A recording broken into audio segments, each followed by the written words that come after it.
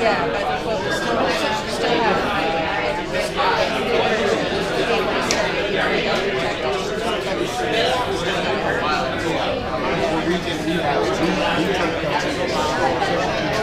all that stuff. We'll protect it.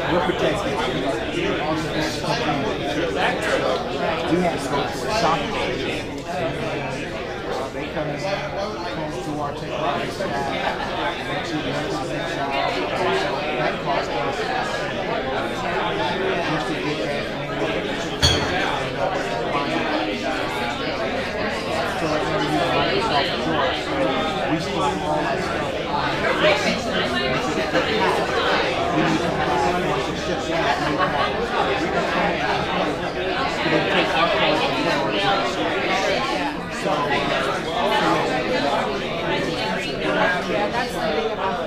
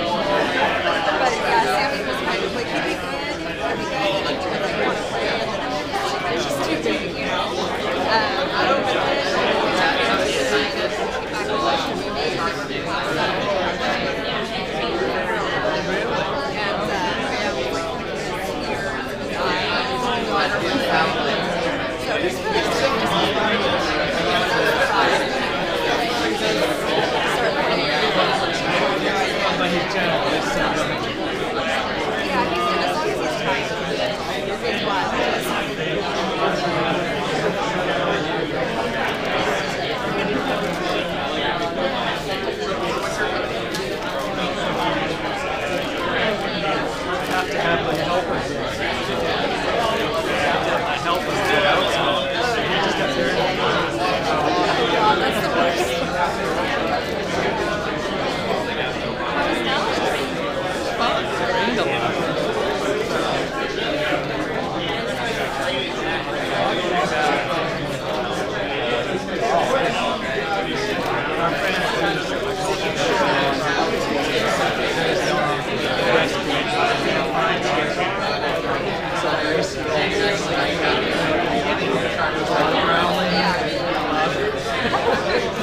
One night in particular really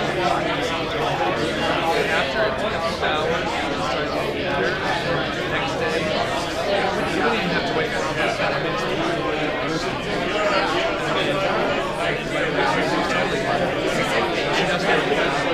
Yeah, she was accepted. Like you were too young to back then. She would rush up and make them start playing a big hour and then don't play it. I'm laughing.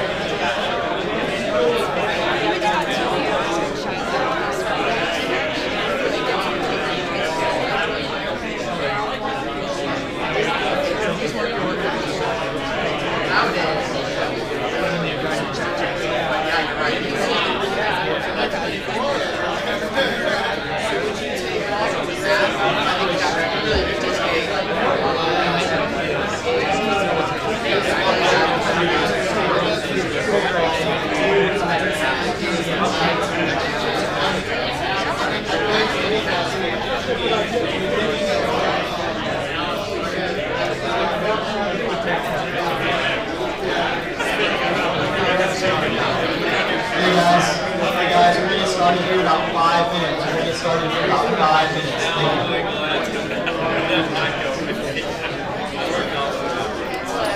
I'm Rochelle. It's Shannon. Nice to meet you. Do you have a startup? I'm actually just here.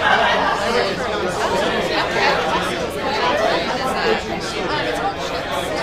It enhances women that work in technology. Oh, nice. I have a tech startup, so that's cool. It started out primarily women that work in technology, and then it's kind of expanded into the tech company is the first one that I it's pretty awesome. Yeah. So how do you find, I mean, do you help groups of women or do you help? Yeah, we have chapters. Oh, okay. We have about almost 25 members. And then most of them are chapters.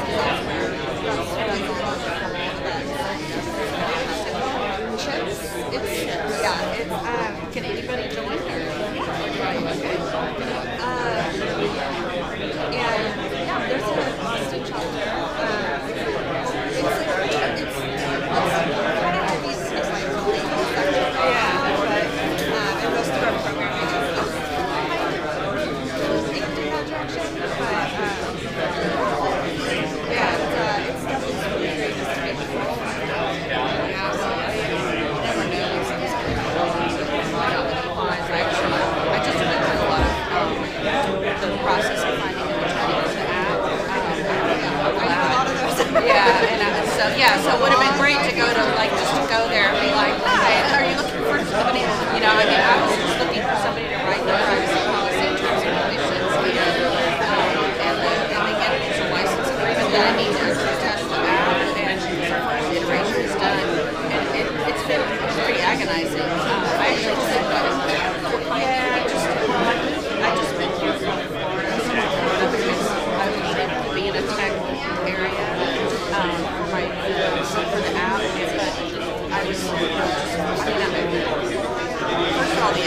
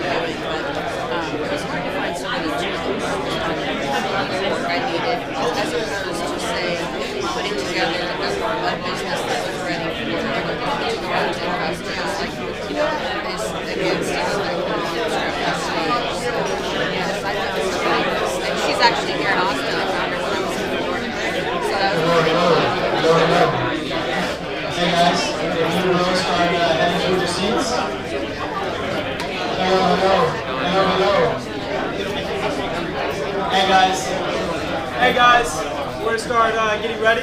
So if you will, head towards your seats, and we'll get started. Max.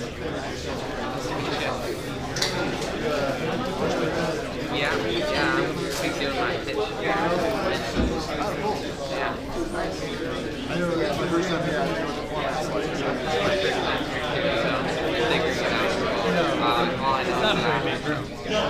like. Tell us all. Yeah, I do two different things. One's my personal project, and one's operations. Yeah, not the normal 9 to 5, but what pays the yeah. Something to fall back on, everything else. Yes, have you heard my pitches? Okay, my pitches again tonight, so just...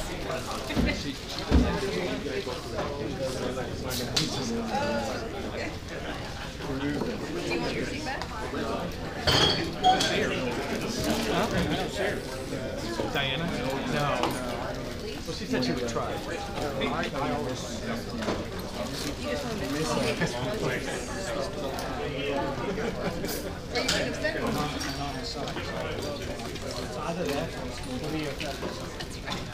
Which one? Dealer's choice.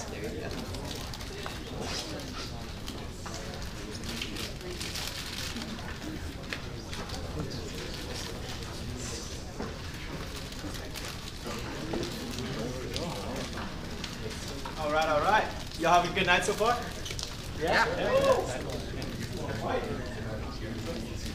So we are going to do things a little bit differently today. So if you will, starting up front with J. Pierre, you can have 10, 15 seconds at most to either introduce who you are or say who you're looking for. Again, not a lot of time, just a quick, hey, I'm looking for this, or this is what I do. That way people can help people find what they're looking for and make this a more productive event. So again, quickly, you'll stand up and say what you do. Actually, we're not going to use the mic, so you can go. Good night, J. Pierre. All right. Well, good evening, everybody. Good evening. Just quick what you do, and then 10, 15 seconds. Oh, we're going to go around. Yeah, I'll introduce you. Oh, Yeah. got it. Well, my name is J. Pierre Dorio. I happen to be a life transitions coach in the area. I speak to people that are in their 20s and 30s because I truly believe that that's your prime years in life to make decisions to make. Oh, can you hear me? Can you not hear me? Oh. Let me start again. My name is J. Pierre Dorio. I'm a life transitions coach in the city, and I speak to people that are in their 20s and 30s because I truly believe that that is your prime years in life to make decisions that will send a ripple effect throughout the rest of your life. So I help with that plan process. Jeff? Hi everyone, Jeff Julia. I'm an energy efficiency guru, launching a membership website. If you guys pay an Austin Energy electric bill, need like free access to this site, i.e. I'm looking for beta users, I'd love to chat with you. Awesome. Hey everyone, I'm Trevor. I'm going to school for video game design currently. I do a lot of things in the esports. I stream on Twitch.tv, and I have a YouTube channel, TJ Play. So. Awesome. Michael Meckler with Berkshire Hathaway, Texas Realty. I'm a real estate agent. Everyone knows one. But if you guys have any questions, need to know what's going around for lease or for rent, or for lease or for sale, I'm your guy. What's up, everyone? Austin Redden, real estate banker with Cross Country Mortgage. Work all in Texas and all 50 states, looking to get into more property management. Also, looking to start my own company someday. So, in that sector.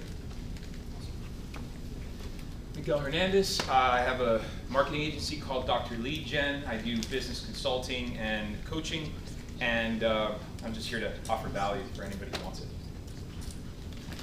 Hi.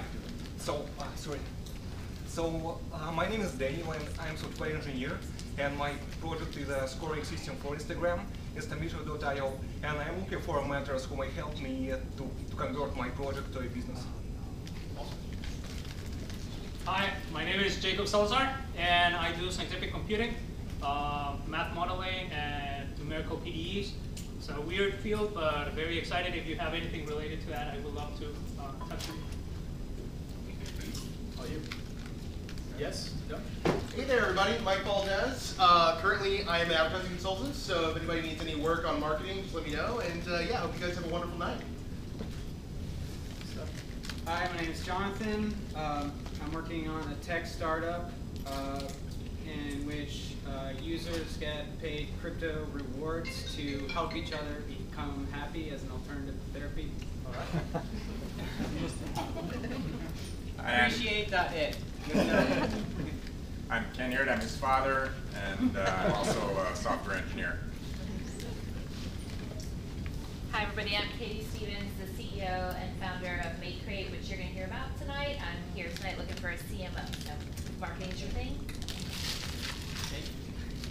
Jaden Black, have a company called Beta Residential. We're a real estate platform doing automation and payment systems for real estate trades and brokerages. My name is Brant Finley. I have a company called Open Travel Exchange, and we're beta testing a distribution system for tourism activities in South America. Hey guys, I'm Nick Huggins. I do finance consulting and business plans for startups. So, need help with any of that? Let me know.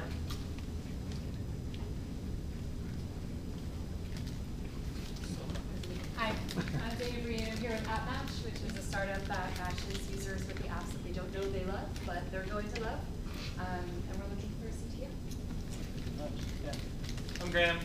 Dana is one of the co-founders here, and the company AppMatch basically is trying to solve the problem of like finding users for apps, because there's all these developers that are pouring their heart and time and money and soul into an app, and all these users that would love to use their app if only they could find it. So we're like closing that gap and trying to solve that problem. So if you have an app, come talk to me. Thanks, Graham. Hey everyone, I'm Rachel. I'm the founder and CEO of Spark. Just moved here from the Bay Area and just looking to listen and learn. And our company is we're on a mission to spark a conversation about empathy, educational equity, and inclusion. So if you want to learn more. Hi, my name's Lee. I'm the founder and CEO of Vote Foundation. We're a platform that gives voters greater access to their government. You're looking for a co-founder CTO. So if you're interested in civic impact, internet software, consumer tech, come talk to me. Thank you. I will actually start that with a question. How many people over here, and be honest, that struggle with achieving a healthy, active lifestyle? I said be honest. Anyway, so my name is Ahmed Saleh. I'm the CEO and founder of FitFinder. It's a one-stop shop for all fitness and wellness activities and services. It's basically as simple as it is. You find anything at any time, in any location, with any budget, at any fitness level, with one click and 1 second. Boom.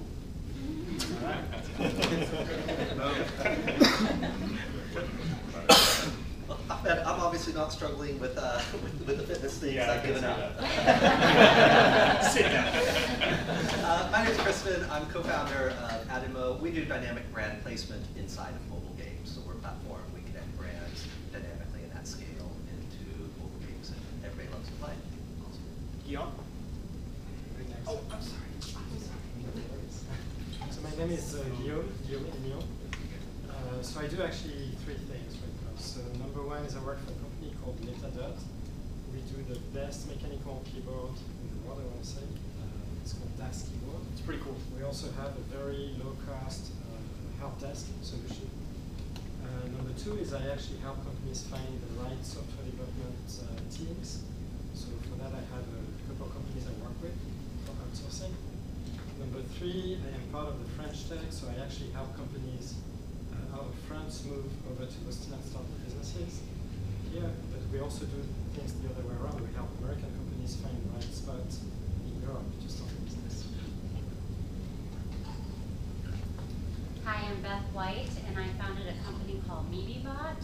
It's a virtual assistant for human resources, and it leverages chatbot technology so that if you can use your Slack or your Skype or your Teams to talk to HR within a business enterprise, leveraging AI and natural language processing, machine learning, all those buzzwords.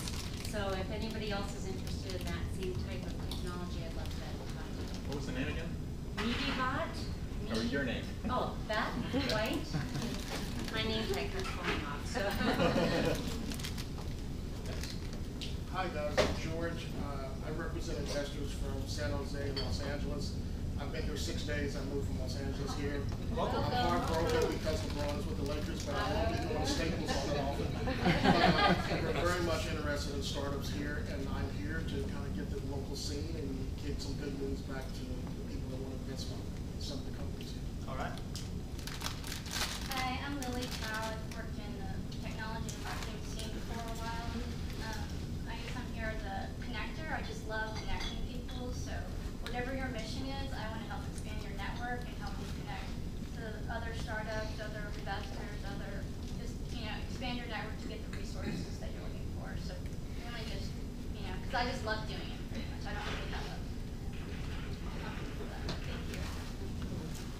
Hi, my name is Swaroop. Been with IBM for almost 24 years. Like the lady there, I moved from Bay Area just 2 weeks ago. Very happy to be part of this community. And I didn't start any company. I wanted to always, but didn't start anything when I was in the Bay Area. So I'm hoping I'll do something here.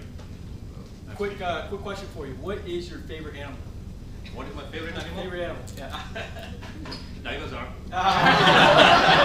Hey, if you like dinosaurs, you know I work for dinosaur. Mr. Todd. Hi, I'm Todd Riddle, and I'm a nationally certified counselor and the owner of Austin Counseling Associates. We're located right up the street on South Congress, and we're a full-service counseling practice.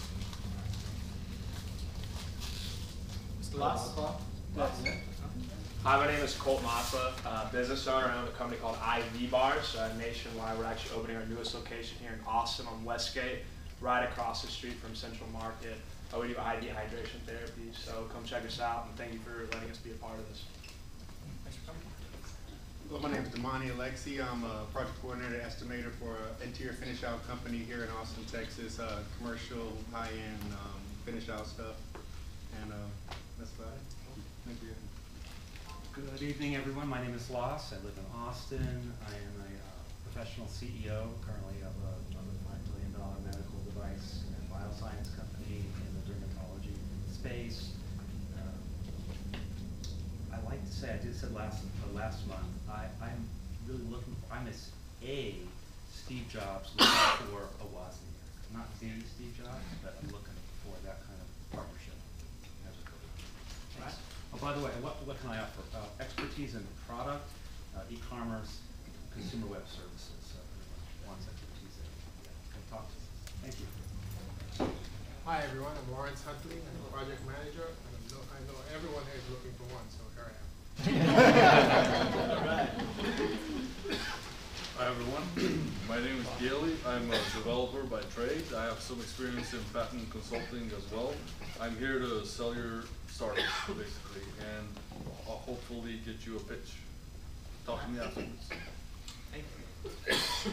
My name is Scott Augustine. I'm the co-founder of a company called Rockfin, which is a local media company. We just finished a round of funding, so we're recruiting basically developers, product people, and we're really focused on offering content creators the financial autonomy equal to the value they bring to networks. So maybe the guy who's over there on Twitch and YouTube, I'll talk to you later. Shafay, I'm in IT consulting, here for interesting ideas. All right. Hey everyone, I'm Alex, data scientist, got a PhD, specializing in machine learning. Right now I work for a big tech company, but for my next move, I want to get involved with a startup, so looking to network. Hi, I'm Larry. Working on crowdsourcing emergency management for fires and hurricanes and things like that. So just working on the front end of that right now and just trying to get some more information on actually starting the company. My name is Tyler Moore. I'm the founder of Kumo Travel, which I'll be explaining later, so I'm not going to say it. But what I can offer is that if anybody needs any connections within the veteran network, I can definitely help with that. Hi, Owen Bransky. I've been in business most of my working life. Leveraging that experience to help mentor and advise companies. I'm here because Isaac invited me. Thank you, Isaac. Yes, sir. Hello, everyone. I'm Adira Rose. I'm a podcaster and YouTuber. I'm currently looking for a media lawyer. That's it. Oh. Alright, I'm Max Kunik. I'll also be doing my pitch here in a little bit, but I work for Jaime Spanish Village, the queso and salsa in the back. Make sure you get some. I won't be offended if you go up during my pitch. And then I run a dinner club called Taster's Table. Hello, my name is Aaron Cook, and I do on-demand product management and technology commercialization and business development. Think of me like a mentor that does work.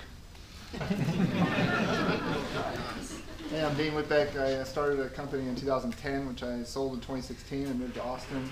Just finishing the earn-out now from the acquisition, so it's kind of a transition time. I also invest in startups. I've done 15 investments in the last 18 months.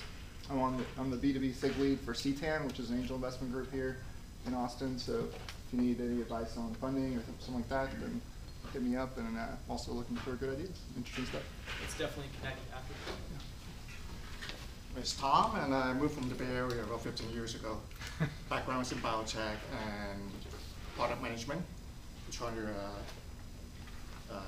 get my first product up and running. I'm Patrick McGinnis. Hi, and I'll be pitching later. Freestar AI, I'm the founder of Freestar AI. We do natural language AI for medical records, but in brief, looking for folks to help build our tech team. So ML, deep learning, that kind of stuff, but also product and getting connected to our customers in the healthcare and insurance space. So check my talks. Hi, my name is Marcelo, and I'm here just to see Jim's presentation. First time, actually. Hi, my name is Shannon. I actually just moved here as well from San Francisco about 2 weeks ago. And I work for a nonprofit that helps advance women in technology and law. And I'm here to support my uncle during his pitch. My name is Jim Turner, and as they have mentioned, I'm here to pitch my company tonight, Agora Home Care, which operates in the senior care space. So more to come. I'm Bill Kleinbecker, a technology midwife, program chair of tagaustin.org. That's where you go to find about our next talk, which will be by Tom Hogan, Chairman, CEO of Coney. Coney is the leader above Microsoft and I think it's Salesforce of mobile development platforms, and they have moved on to what is going to disrupt the rest of disrupt IT for the next 10 years or so, the digital experience. And they have got a leading digital experience platform, app development. Hi everybody, I'm Rochelle Lynn. I'm the founder of Just Happy Hours. It's a mobile app that helps users set up local happy hour events to meet new people. And I would love for you to go to justhappyhours.com and sign up to beta test, especially if you have an Android. And I also would love to meet the head of marketing from Chili's or another large restaurant chain. Hello, my name is Vernon Morency, founder of Presto Intelligence. We built a tech-enabled real estate valuation platform where we streamline the appraisal and home inspection piece of that vertical. And we believe it shouldn't take you 30 to 45 days to close a home. With our technology, you'll be able to do it in half the time. Awesome. So hopefully some of y'all took some notes on who you're trying to connect with and want to connect with, and hopefully that was a beneficial use of time. So for those of you who have not been at TechNap before, does this sound okay? Yes, Does that it's sound better okay? now. Awesome. The crew, so Johan Ward unfortunately was not able to come out tonight, and that doesn't sound good. That sounds a little better. But he founded TechMap 8 years ago, so we'd like to give him credit where credit is due. The goal of TechMap, very briefly, is to bring this entire network, this giant network of tech people in Austin, and tech events in Austin, kind of put it together on one major web page. Well, that's why we named it the TechMap. Now, there's not enough community just online. Everyone realizes that, and hopefully acknowledges that. So we wanted to bring this online map that we have together in real life, and that's what we do tonight. So we'll have some people pitch their ideas. We'll bring in Mr. Todd here in a minute to kind of share some industry knowledge. And hopefully you can network amongst your peers and make this actual community come to life. So if you need to post your event, your group, whatever the case may be, we're more than happy to share it on our website. Now again, we'll have Mr. Todd come up here in about 20 minutes to speak for about 20 minutes, not in 20 minutes. We'll have 5 minutes of Q&A afterwards. It will be interview style, so feel free to ask questions at the very end. Write some down if you have some. That's what he's here for, to help you guys grow and advance your companies and yourself respectively. After that, we will have our pitches go. We have 5 pitches tonight. They've been vetted. We're very excited about them and excited for you guys to see what they have. We have Mr. Tyler Moyer. By the way, quick fun fact about Tyler. He's pitching Kumo. Kumo actually came here, I want to say, a year and a half ago. Is that correct, Tyler? About right, yeah. About a year and a half ago, looking for all kinds of stuff. And now, a year and a half later, he's ready to debut his company. So we're very excited to have him back. We're going to have Mr. Jim Turner. We're going to have Mr. Patrick, Max, and Katie as well. I'm very excited to see what they have to share. And then now, Mr. Todd Riddle. So I met Todd a few months back, became friends through a great connection from Mr. Austin Redden, so thank you for that connection. Started to hit it off.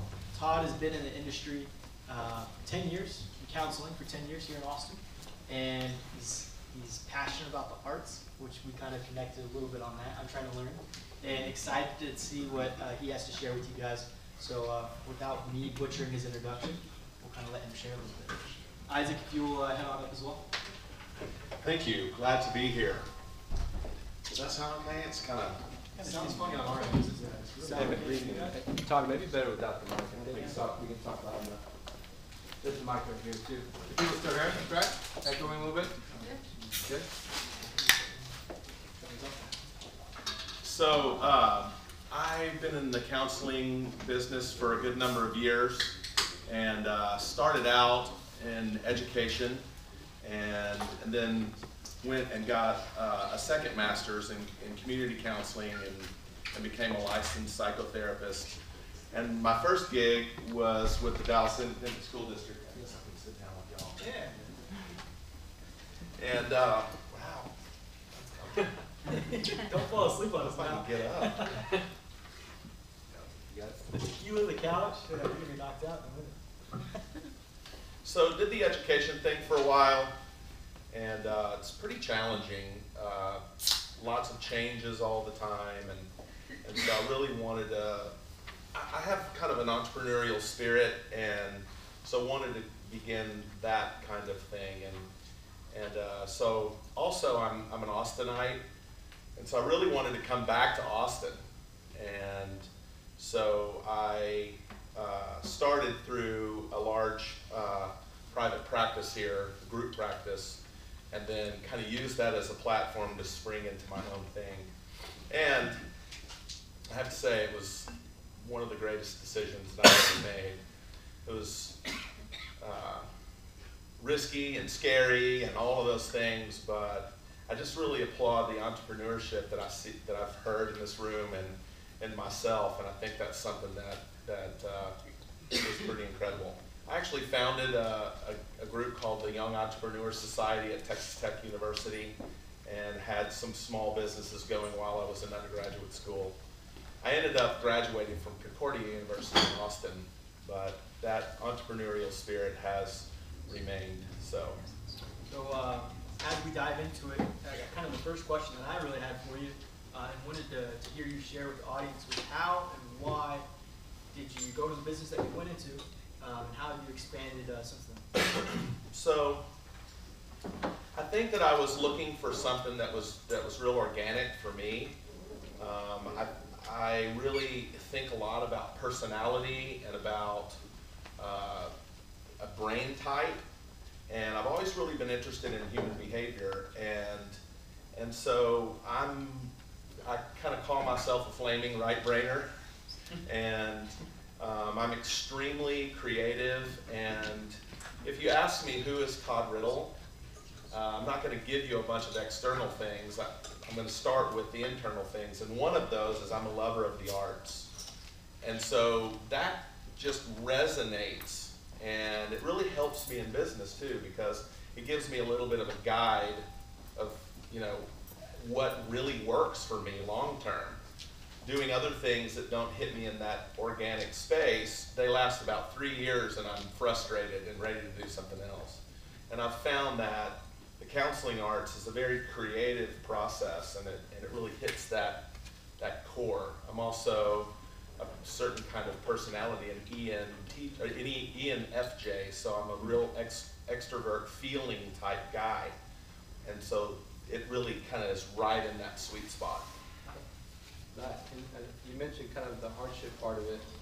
I think all of us know in the entrepreneurial mindset, how does one deal with the emotional ups and downs of being an entrepreneur, and kind of the hardship and the grit it takes to be in this space? For some of us who haven't experienced ups yet, just the downs, right? So that's a great question, and I think my business really has a great answer to that, and it's cognitive behavioral. And I think it's really important to understand the way one thinks. So on a daily basis, what are you thinking, and how are you thinking? And I think, you know, we all have lots of challenges that come our way. There's one thing that we all know, it's that there's challenges, right? How many people have challenges? Raise your hand. Okay, so it's the whole room. If you didn't raise your hand, then come see me in my office and we'll. But anyway, I think that the way we approach those challenges helps us to be successful. And I would encourage you to look at some of the cognitive behavioral models where a challenge comes along. That's, if you're looking at Albert Ellis's work, that's an activating event. And we immediately are going to attach belief systems to those challenges. And those belief systems have a profound effect on the way we integrate those challenges, either for something that's positive for us or something that maybe is not so positive. And the other thing, that one of the things if you get this from me, this is the most important thing, is that you own your brain and you are in 100% control of it, even if you don't believe that, it's true. And as we begin to accept that reality and, you know, take charge of it through knowledge of the cognitive behavioral models, it can be really, really, really helpful in business. Well, just one really. Will you state that one more time, just so everyone grasps that? I'm a right-brainer. Oh, man. I'm kidding. It's taped. We're good. I'm the road musician, not the studio guy. Okay. So I've heard from rumors, right? I don't have relationships, but you're going to bring that up.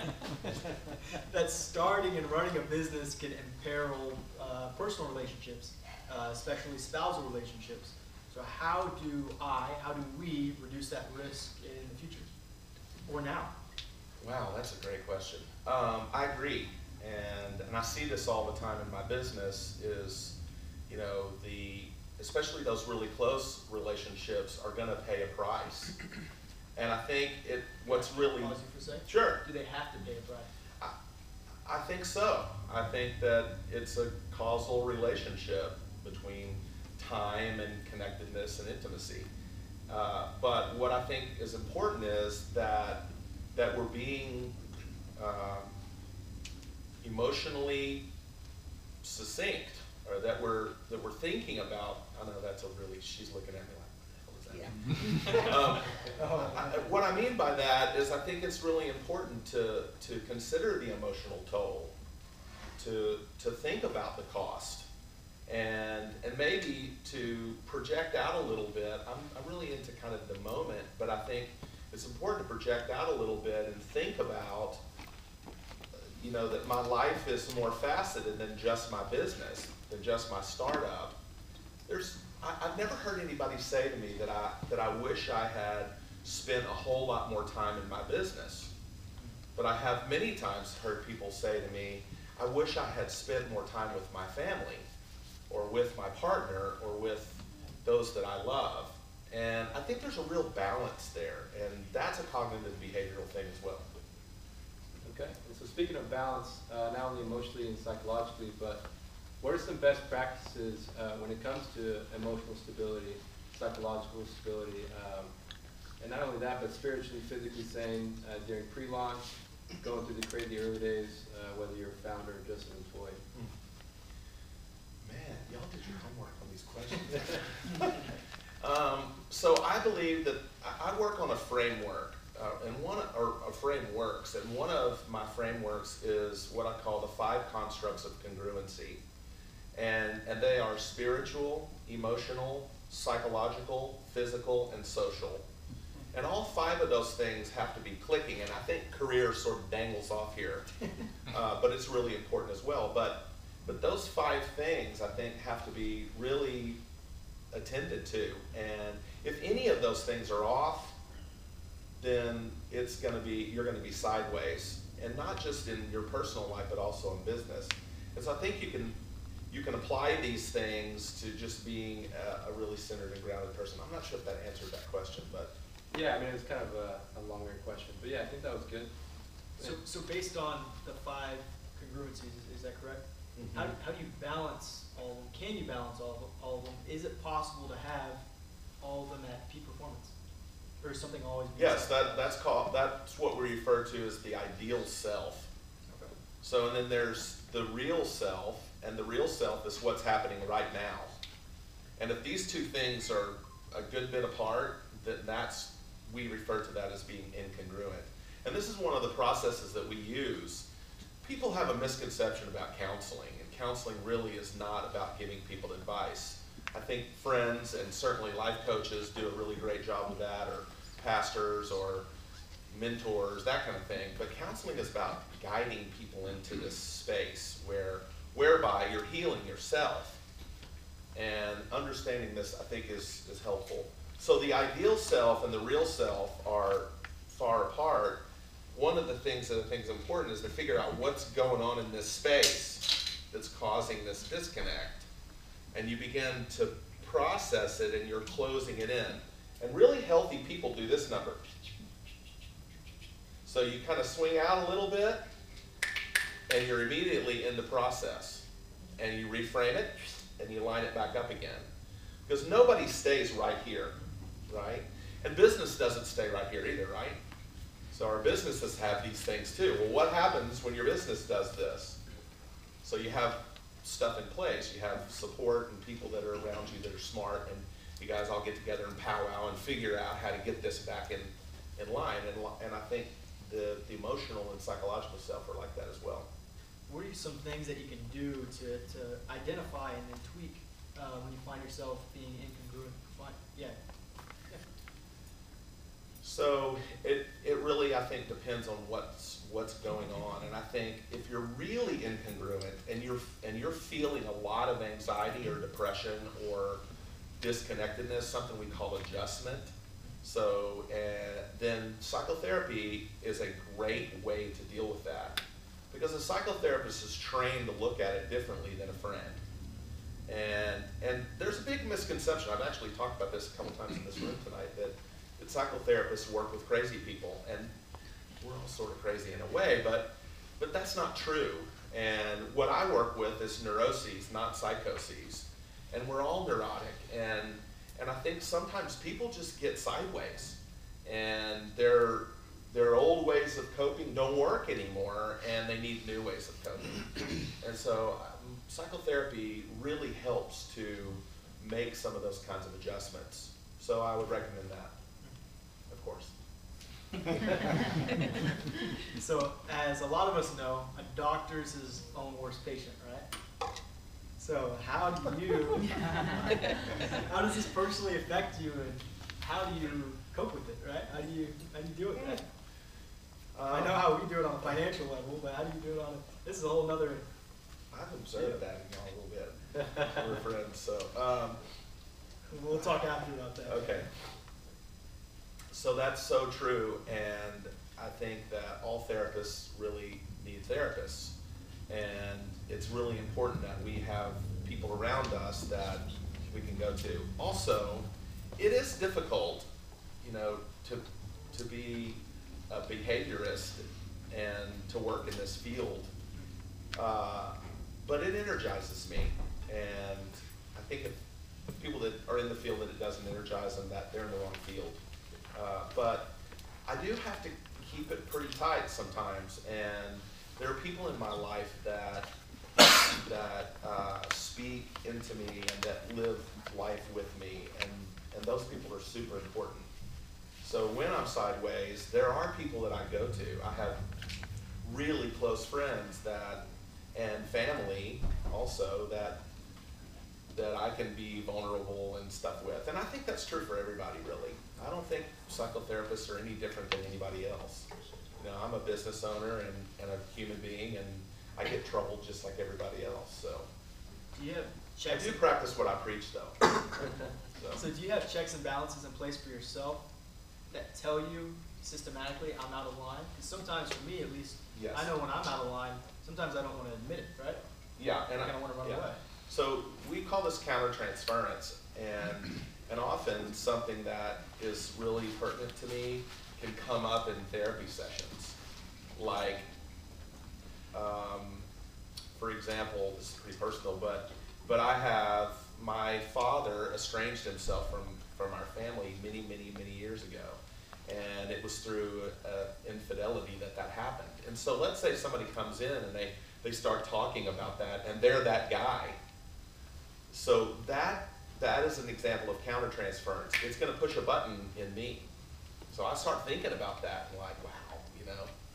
So it's really important that you understand your own triggers, and there's a process by which you just don't go there. It's really important to understand those triggers.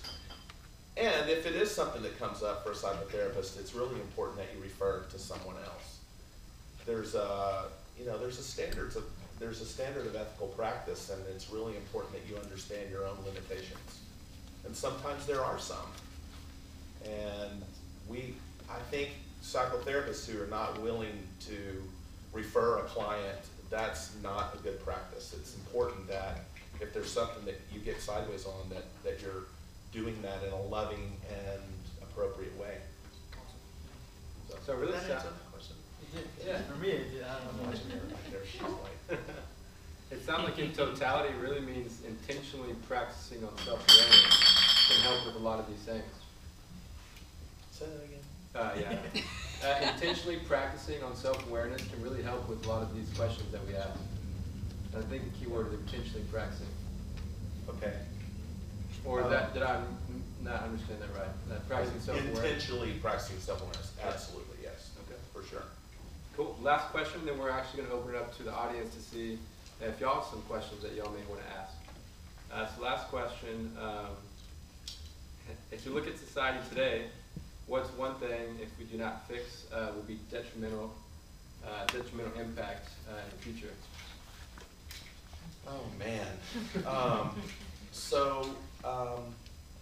I think that well, one thing that I talk a lot about is self-medicating behaviors, and I really see a huge issue there. And that's not something that people really like to talk about too much, but I think it's a very big problem in our culture and a real catch. And what I mean by that is people who've been using substances since they're 14 or 12 or 11, and I think it really thwarts one's true knowledge of oneself. If you started using in adolescence and you're now 30 and you've continued using all the way through, then those transitions that happen in life, if you want to look at some of that, you can look at Erik Erikson's psychosocial development model, and those transitions don't happen normally because you're under the influence.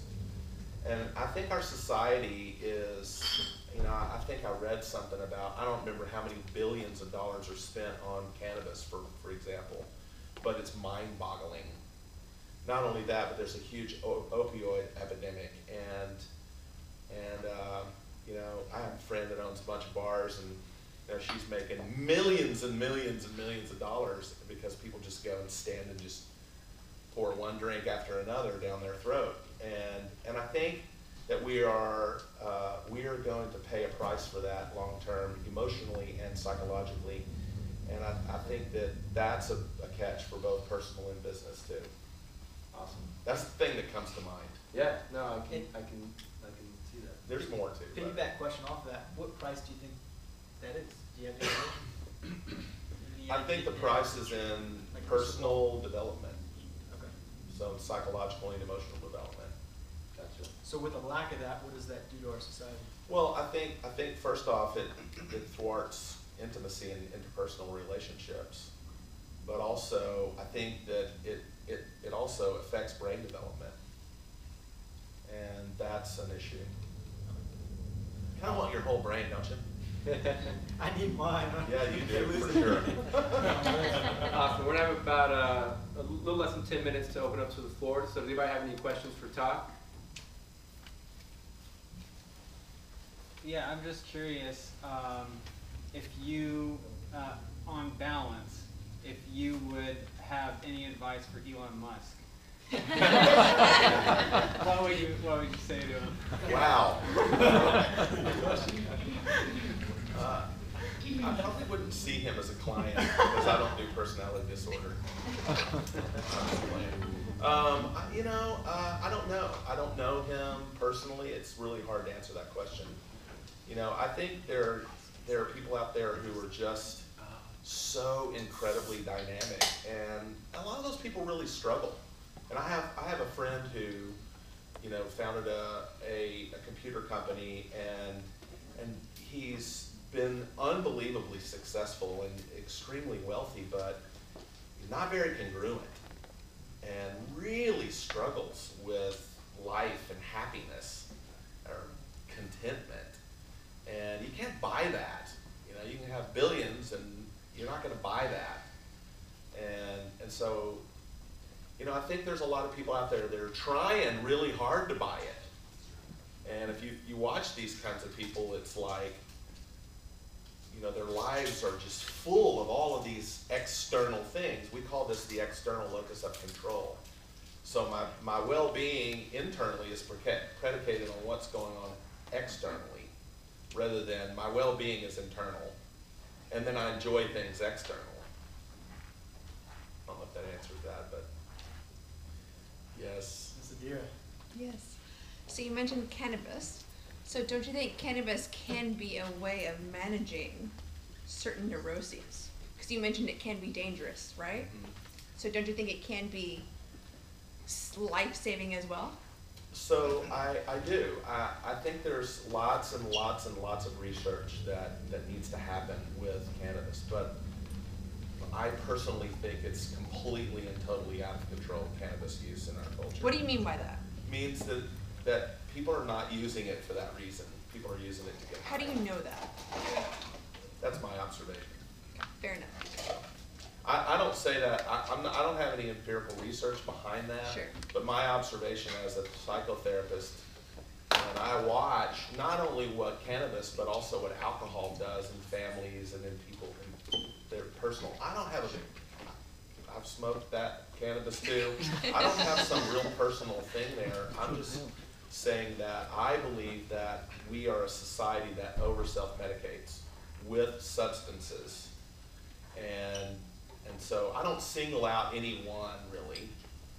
So yeah, thanks for that question. So I find in the new digital age where your phone's blowing up all the time, you're subscribed to 15 different newsletters, both personally and professionally. It seems to me, being a previous bar owner in my life, that digital addiction is a very similar feeling to wanting to self-medicate with alcohol or other things. And it makes both worse. It makes what now? Seems like they make each other worse. Yeah. Do you find that? And when you're counseling your patients,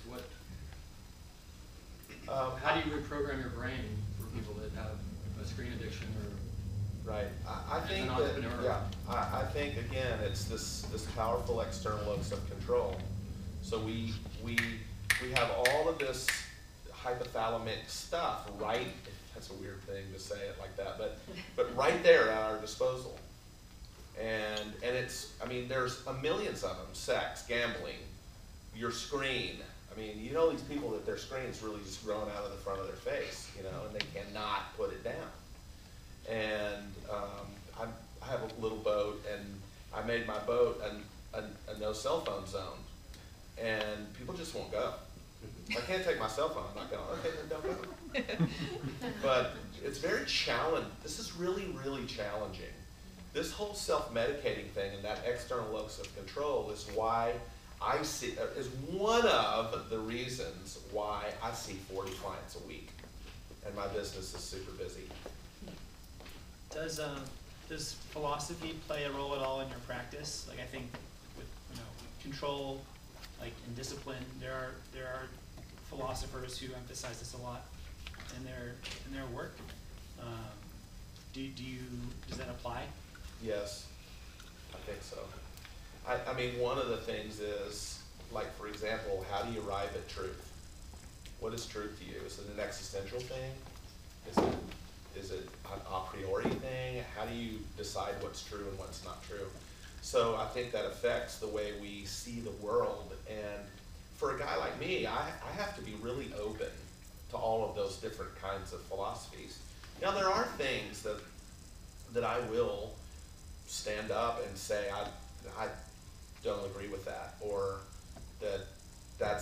we're not going to be congruent as client and counselor because we have a diametrically opposed view. But most of the time, that's not philosophical, religious, sexuality oriented, you know, male, female. I'm very, very personally open, but also professionally. Yes. So you seem exceptionally smart, and please don't take this offensively, but have you ever self-medicated any time in your life? Yes. Okay. That's all. Right. I'm wondering what your thoughts are. You know, I've done a lot of reading and a lot of inner work, right? And I believe that, you know, I've picked up some things, some beliefs, and kind of some attitudes along the way, you know, from my upbringing and things like that. So I believe, you know, what got me here won't get me there where I want to go. What kind of work would you suggest, you know, a young entrepreneur be doing on himself so he can, you know, achieve the goals that he or she wants to achieve? Okay, that's a great question. So what kind of work should the young entrepreneur be doing on himself so that he can achieve the goals he wants to achieve? I think that there are things that have to be processed, and there's process orientation. Like, have you guys ever heard, who else heard of inner child? Okay, so inner child is a process orientation whereby I can identify catches or difficulties via the inner child. So, and I can also resolve them via the inner child. Now, why this is important is because I think that how many people in here have come up against a block? So you're clicking along, and all of a sudden it's like a block, and you don't know what that is, right? It's very difficult to identify this, and this is a real thing in business and personally. And so often that's a great psychotherapy or deep personal investigation. It might say to you, ooh, I need to go work on this. I think it's really important to identify a great therapist, but also to do some reading. You can look, there's all kinds of stuff out there, like I always pitch Albert Ellis's Guide to Rational Living. Phenomenal. How many people have read A Guide to Rational Living? So this is an incredible book, and it's not self-help. As a matter of fact, 90% of what's in the self-help section in Barnes & Noble is regurgitated Ellis. He invented cognitive behavior. He and Beck invented this. Now, so I would encourage you to stay on that path. So identifying first, so I call it coming to terms with. So I'm like, what happened?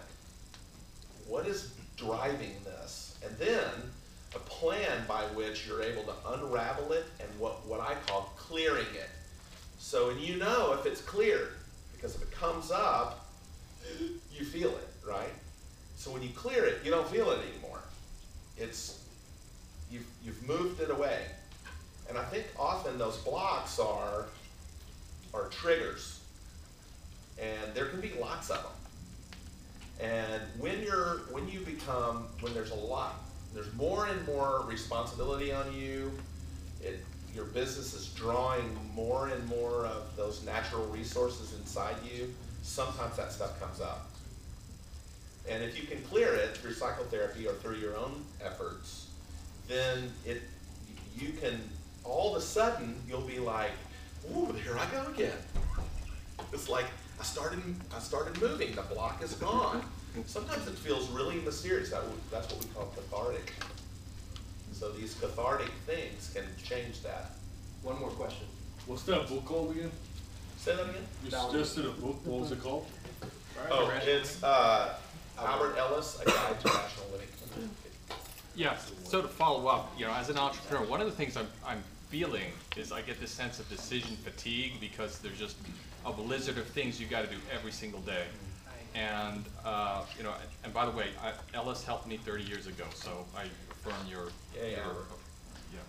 But in terms of that, it just feels like you do get sometimes blocked in terms of just the volume. Is there some things we could do to help on that specific front? So I think that you have to know where your limits are, but also, if you're in a business like that where you're building and building and building and there's so much there, make sure that you're working smarter, not harder. Because I think some of the psychological and emotional things can really take up space that you don't need to take up. So it's like worry, for example. Right. So I'm not just having to do all these things, but then I'm worrying myself sick over them too. And then I go work it out. Well, why not just work it out rather than work it out with all the worry? So it's like couples and they'll just fight like crazy with each other, and then they go work it out. It's like, well, why not just work it out? You know you're going to do that anyway. It's like you beat the crap out of each other and then go work it out, right? And so I think looking at your process and seeing if you can streamline it a little bit from an emotional point of view. So I'm making sure that I'm being succinct and that I have, compartmentalization is a good way to go about that. And I'm making sure that I'm getting these me times too, where I'm strong. But sometimes people will lop their own arms off. It's like, it reminds me of that thing from Princess Bride where the guy's like, it's only a flesh wound. And they're still fighting, but they've just done so much damage to themselves that I don't really enjoy my success. So I really, really encourage people to balance, to make sure that you're attending to yourself and that you're seeing those things that you may not have to plug into there too that might get it done faster. Sorry, Awesome. Let's give it up for Todd Riddle.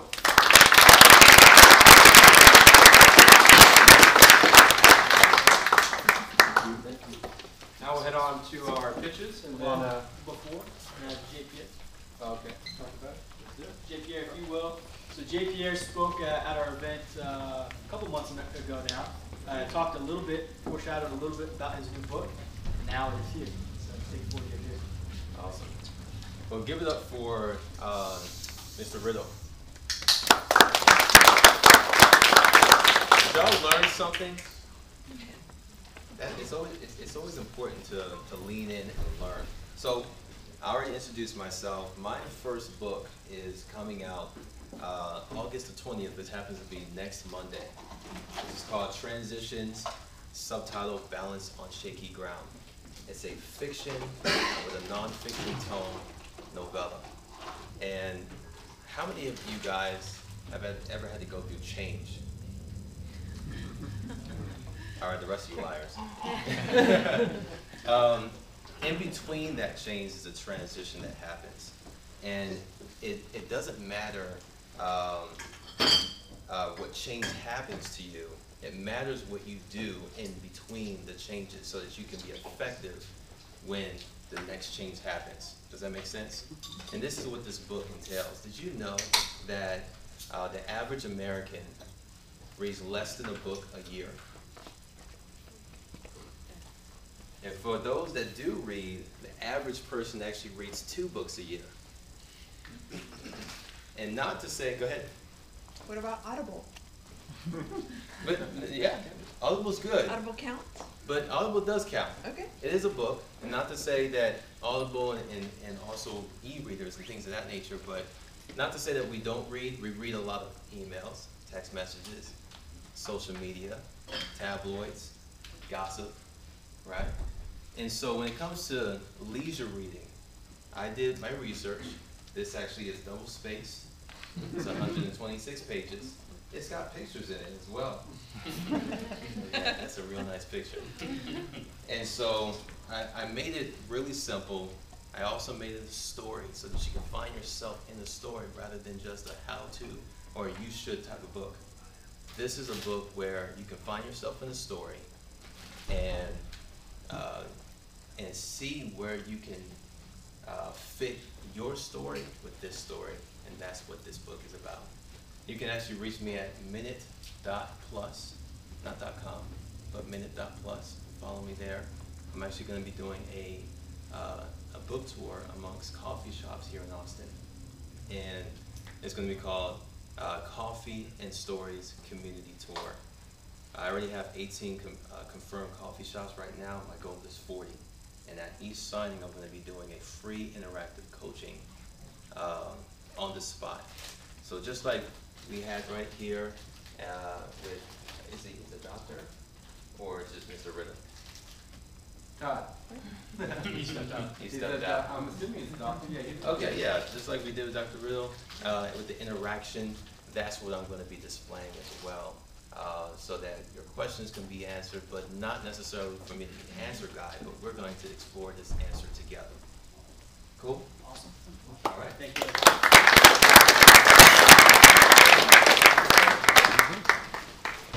First up, Yes, do I do a clicker or? Move right, it'll move right along. Move right along. So I am Patrick McGinnis, founder of Freestar AI. We do natural language AI for medical records.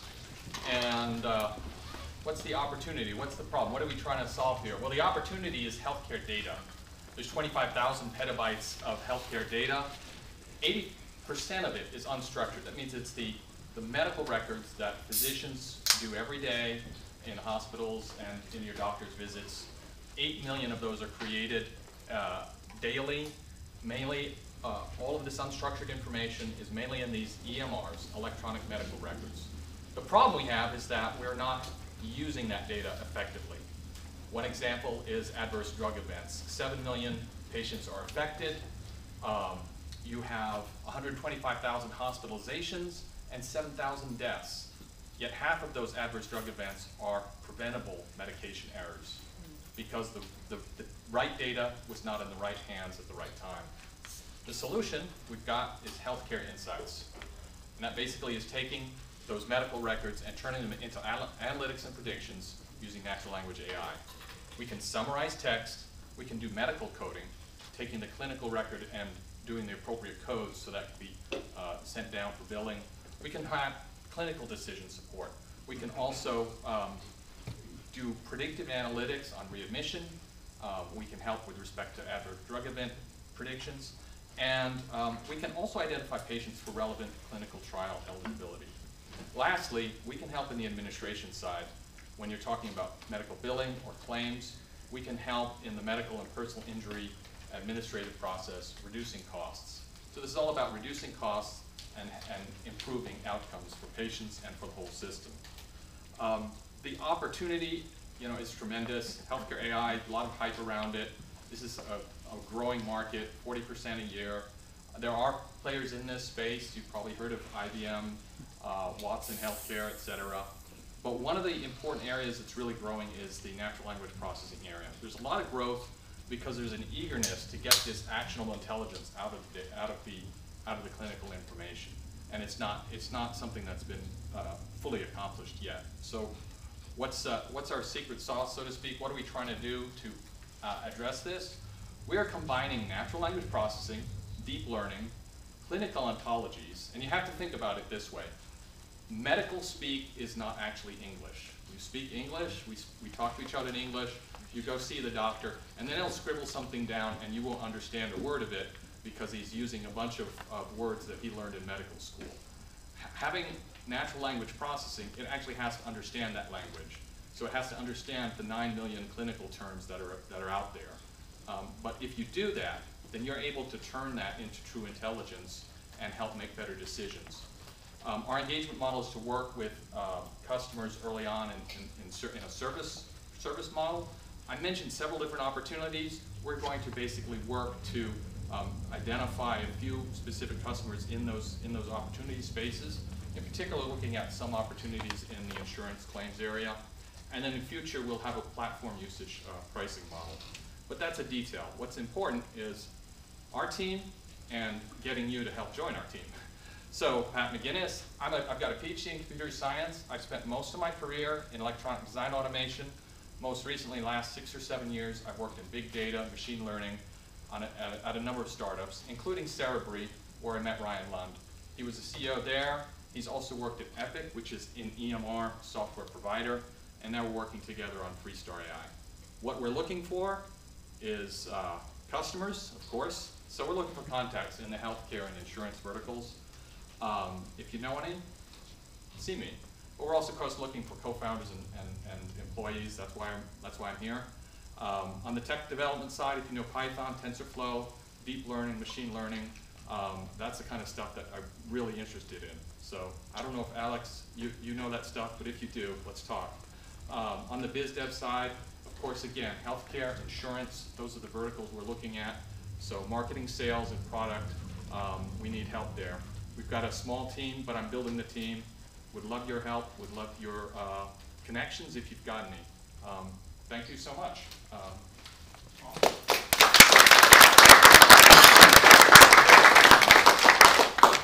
Any questions?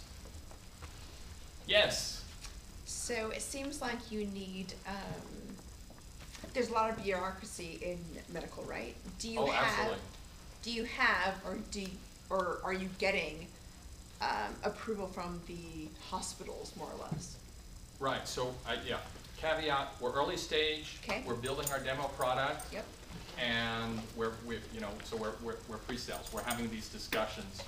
And, one of the big challenges is because there is the bureaucracy, there's HIPAA, there's a whole bunch of rules around data. Yep. So we're dealing with data. So we're going to have to handle that and deal with that. We do have some ideas and ways to do that. Okay. And part of it, though, is we do have to have those conversations with those customers to find out, how are they doing it? In other words, what's their IT infrastructure?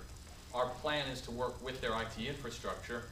Ideally, we basically have this nice cloud-based solution, but if they're on premises, we've got to go along with what they're doing. So there's a lot of devil in the details that we're going to have to work through, but that's what we are. We're a startup. We're going to have to deal with those. We're going to have to deal with the issues we haven't yet figured out. Okay, fair enough. Great. Yeah. Patrick, have you talked to the Health Wallet guys?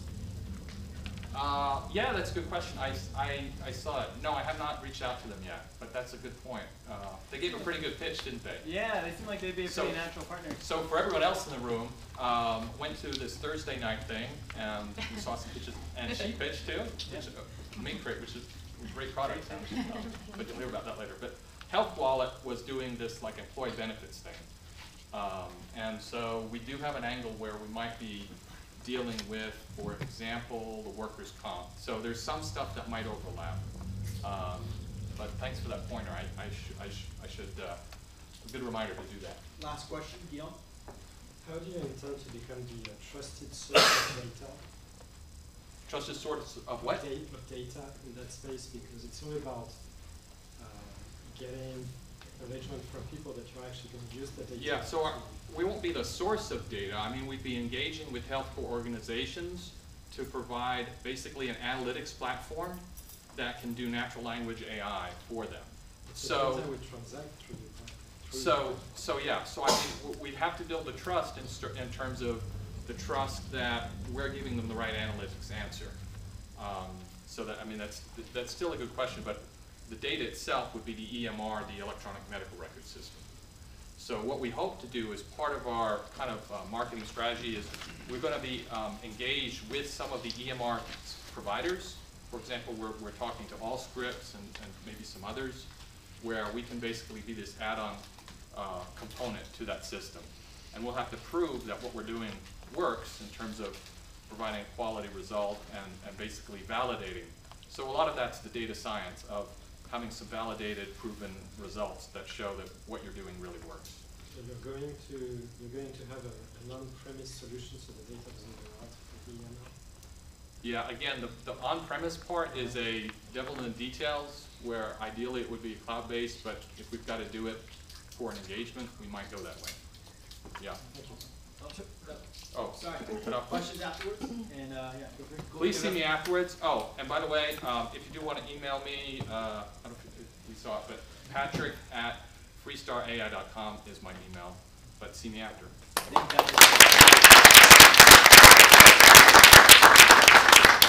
Yeah, Jim Turner's next.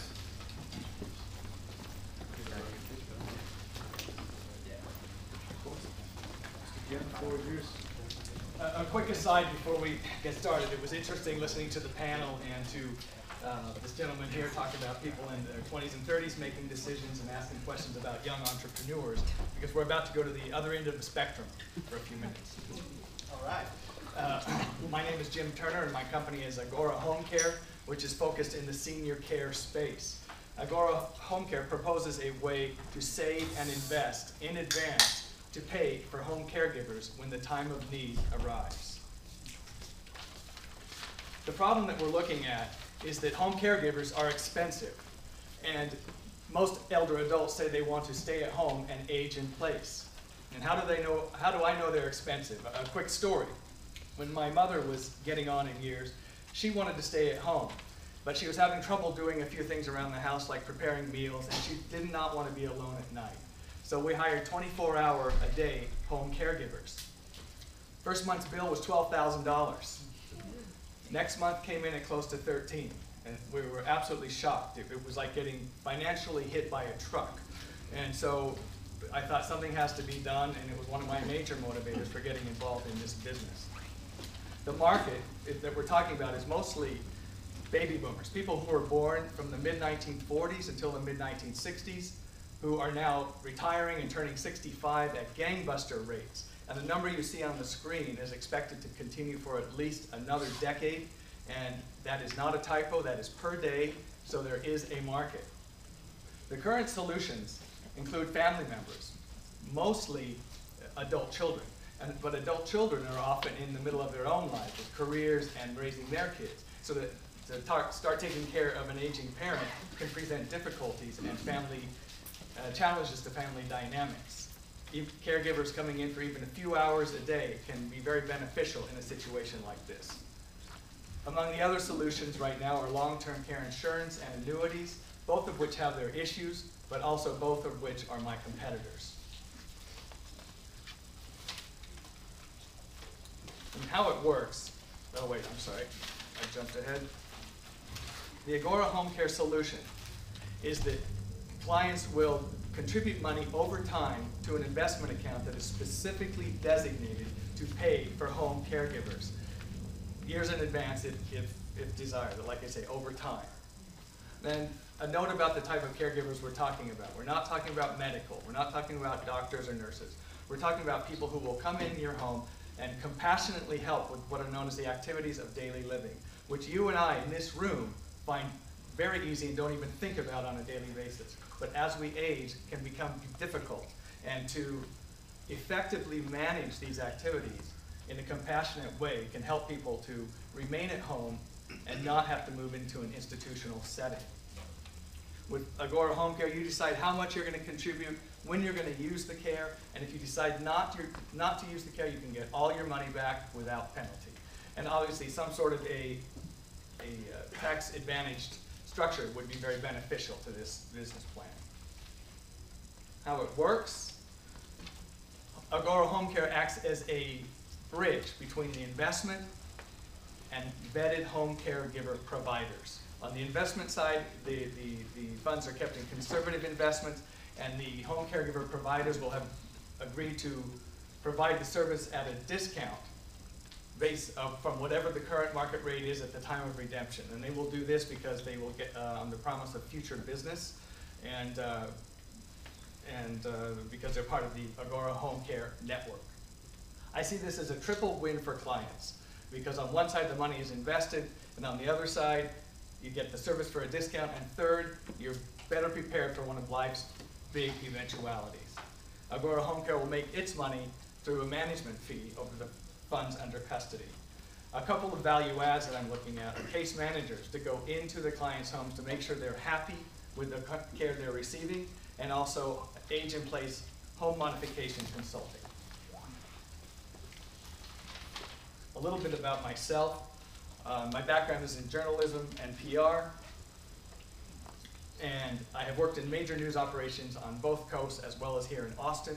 I have also been part of a group that has done PR for Microsoft and the Bill and Melinda Gates Foundation.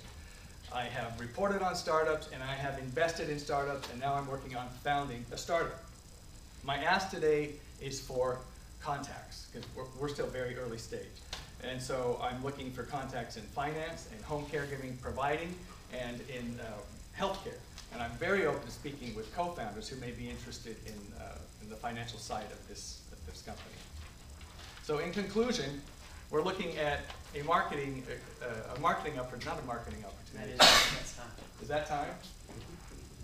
Can I do 20 seconds? First question, what's your last line? Last line is we're looking at a growing market with a promise of financial reward, and yet at the same time helping people with their helping people live their lives with greater dignity and independence. And Agora Home Care would like to be a part of that. Thank you.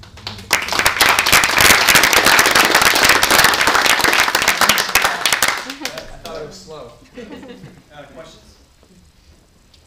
Right, so this has a real, I see the need, it has a real personal connection to me. I moved back to Austin 2 years ago because my dad had Alzheimer's, and I had to help out with that from a family perspective. But I guess the challenge I see for you, and I'm just curious how you're going to address it, maybe I'm wrong about the challenge, is I'm assuming that in the US the savings rate is basically zero, if not negative, right? You know, the average American isn't saving for retirement because they want to buy an iPhone 10 or whatever, let alone for things like this. So how do you incentivize, what's your plan to kind of incentivize or whatever to get people to make this savings, this investment in something that's very nebulous that, you know, most people probably don't really think is going to impact them, despite the fact that it will?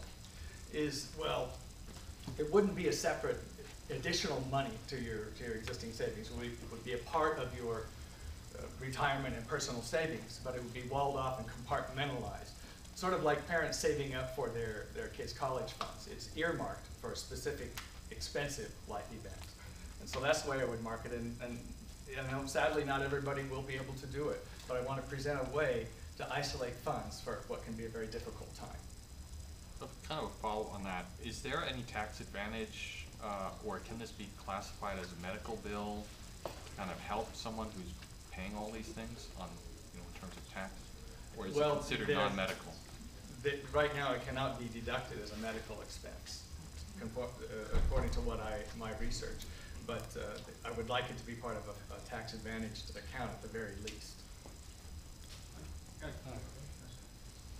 Thank you so much for your time tonight, Mr. Turner. I can see the need for Agora Home Care myself, as my parents are about to turn 70, and we're also looking at solutions just like that. One thing, and this would just maybe just be a piece of advice, as someone's sort of looking at that similar scenario, is I think that you had mentioned that you were going to put those funds in conservative accounts, and that you were going to generate, you know, a conservative return, presumably for these accounts, and that you were looking at baby boomers specifically, folks that are turning 65. I think you mentioned 10,000 a day in your presentation. I think that if you're looking at those funds to be able to provide the kind of services which we're finding out are costing a ton of money, you might want to look at Gen X, because actually the number of years it would take to accrue the compound interest in that fund in order to like grow the wealth needed to make those kind of payments maybe Gen X would be a really great opportunity for you. Oh, exactly. Even millennials now they're already starting 401ks. This could be a tool in a 401k case. So yes, absolutely. One last question. And back there. Hi, Jim. Just a wacky idea. I don't know the space really well, but I did see on the NewsHour just the other day, home healthcare. Home healthcare workers shortage. Yet they're like the least paid, like $10 is what it just looks big. So, and I know nothing about like the parent thing, but I'm sort of there's like some disconnect. Like they're shortage, they're least paid, and I wonder if there's something you could be doing that is more current, to the need solution today. In terms of increasing pay or I don't know. trying to alleviate the shortage? Shortage is a major problem, and so I'm Oh. looking at keeping the business very regionally focused to begin with. And Austin is actually an interesting city because in addition to its well-known attraction to young people, it's also one of the second biggest city, second fastest growing city in the United States for 65 plus. So there is a lot of people coming here, and yeah, that needs to be addressed. And some companies have tried to take on the caregiver dilemma with tech, but it's very hard to lower the price because you're paying human beings. Awesome.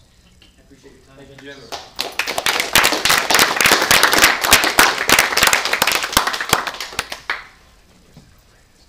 Max? I'm not going to need it. Nope, So as you can see, I'm Max Koenig.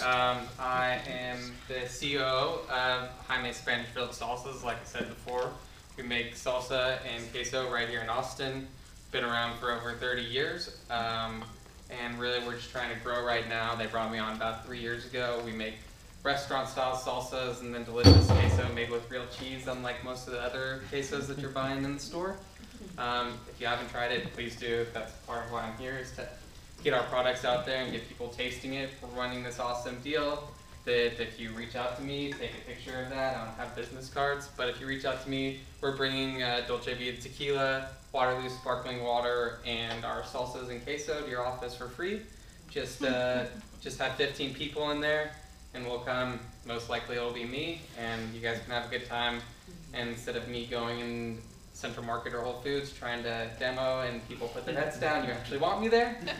So reach out to me. We're doing it through September. We've been running it all summer. Done about 60 offices.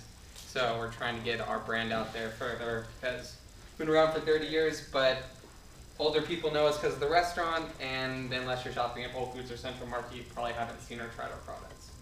So that's that side of things. And then I run a dinner club, and I'm the co-founder. It's called Taster's Table Club.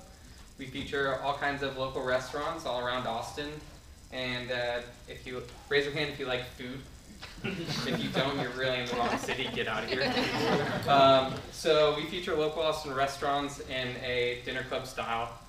So we have 8 to 12 people, and you have 6+ courses of things that are on their daily menu. So basically, you see a million posts a day about all these new restaurants opening up. Well, you can just pay us $50 for the year to become a member. It's super cheap. And then on the third Tuesday of every month, we have 3 different options for you to choose from, and they do range between 30 and 60 bucks. And you just reserve your membership or reserve your spot, and it's a really good value because you are getting 6 courses. And most of the time, you're getting at least 20 to 30% off of the regular price. Granted, they are smaller portions. And then you're kind of getting to meet different people that like food around town.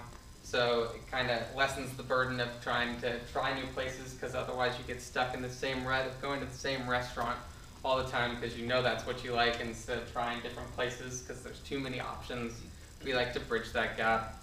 And I come from the background of being in food and doing favor delivery stuff, and then I went and worked for Austin Restaurant Week, and then I went and worked for Sip and Stroll events with Austin Food and Wine Alliance.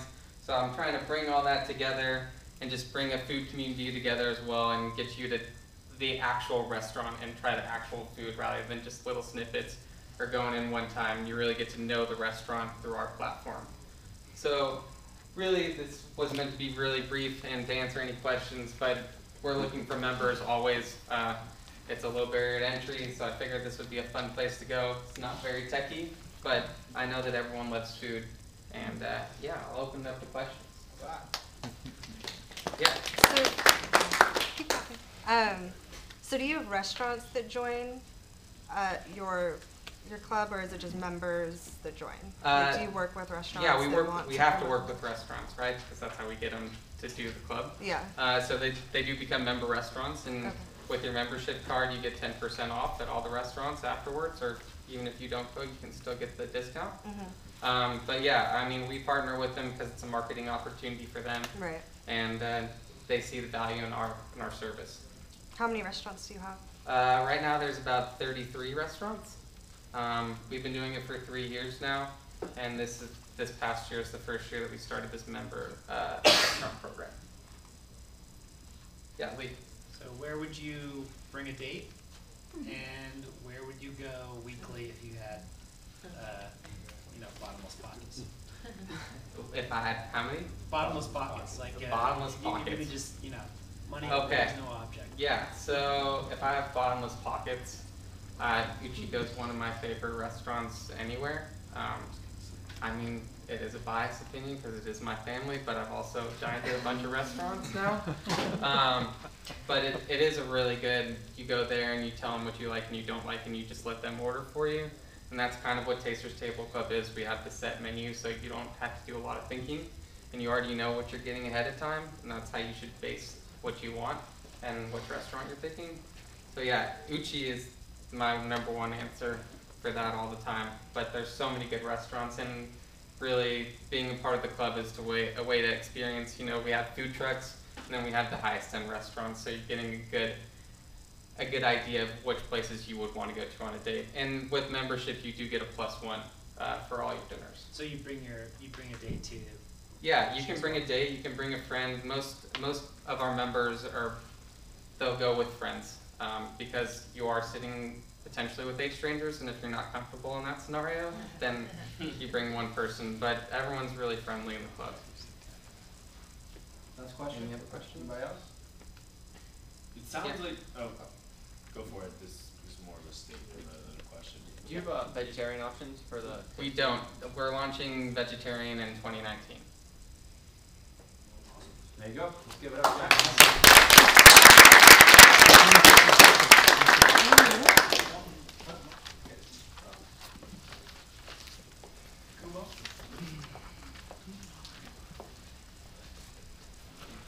There you go. Alright, hey everyone, my name is Tyler. I'm the founder of Kumo Travel. So I'm just going to kind of go on a limb and say probably all of us have traveled. Some of us hate it, some of us love it. But one thing that most of us kind of agree upon is that planning trips really sucks. It's super time consuming, super scattered. Probably most of us, when we plan a trip, we typically go online and we have all these websites open. You have to worry about flights, then you have to worry about hotels, and you have to actually figure out what you plan to do once you actually get there. So once you spend all that time to actually plan and book your whole trip, which sometimes takes weeks to months. I've seen someone that actually was like pretty long. Unless you actually have friends and family who've been there, you're not 100% confident in the trip you just created.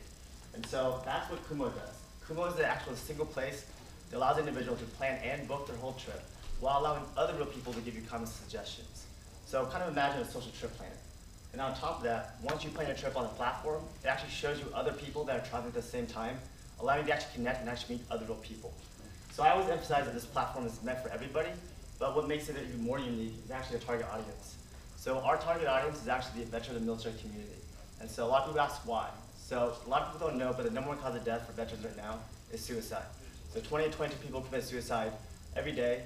Many reasons why, but one of the leading causes is the constant relocations from one place to another. And so I was active in the Army for 7 years, and in those 7 years I moved 6 times, deployed twice to Afghanistan. So I understand firsthand that every time you move, you basically lose your friends, family, and you're literally stuck in a place you don't know anybody. And so how Kumo is going to help this demographic directly is that when they move to a new duty assignment, they can actually look at old trips to then create their own personalized trip with the help of other people, and then meet other real people even out of the barracks, and basically combat the mental health issues through travel. And so a lot of people don't know how big the veteran community is. So it's a little over 21 million people. Texas actually has the 2nd largest population of veterans by state with 1.7 million. And if you actually draw a 100-mile radius circle around Austin, it has the highest concentration of veterans in the whole United States, with Fort Hood, Texas, with the largest military base in our north. And that was actually my last duty assignment. And so based on that size, it creates a potential market of about 14 billion just in Texas and over 175 billion in the whole United States. But the travel market is 2.1 trillion, so there's a lot of growth. So how does Kuma work? So Kuma has like three principles that really work together really well. So it allows the person to actually plan the whole trip, and then allows other people to help curate with them by giving them suggestions and recommendations, and then it also allows them to meet other people. So kind of example, the trip planner, which is the backbone of Kuma, is very simple. You can name your trip, you can say where you're going from and to, and so as soon as you put your destination in, what it does, it automatically populates on the right side all the activities. So we're sourcing our information from Foursquare. So I kind of tell people it's like Tinder cards or activity cards. And so it generates it automatically based off the destination you put. And then the person usually decides what dates they plan on going.